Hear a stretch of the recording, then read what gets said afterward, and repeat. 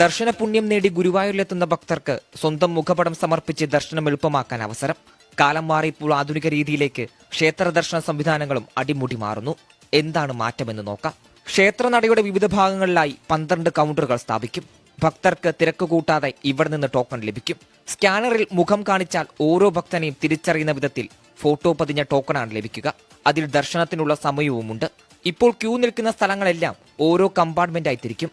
ആദ്യത്തെ കമ്പാർട്ട്മെന്റ് 1 മുതൽ 200 വരെയും രണ്ടാമത്തെ കമ്പാർട്ട്മെന്റ് 200 മുതൽ 400 വരെയും അങ്ങനെ ഓരോ കമ്പാർട്ട്മെന്റുകൾ കാണും. ഈ കമ്പാർട്ട്മെന്റിലെ സ്ക്രീനുകളിൽ ടോക്കൺ നമ്പർ പ്രദർശിപ്പിക്കും. അപ്പോൾ ഉള്ളിലേക്ക് പ്രവേശിച്ചാൽ മതി. ക്യൂ നിൽക്കേണ്ട ആവശ്യമില്ല. പുറത്തുപോയി വിശ്രമിക്കുകയും ചെയ്യാം.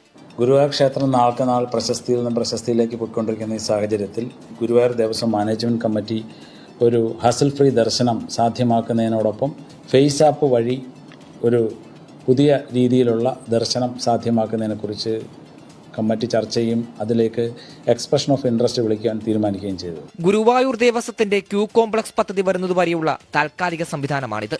ഭക്തരുടെ ദർശനം എളുപ്പമാക്കാനാണ് ഈ നടപടി. സാൻജോ ബേബി, മനോരമ ന്യൂസ്, തൃശൂർ.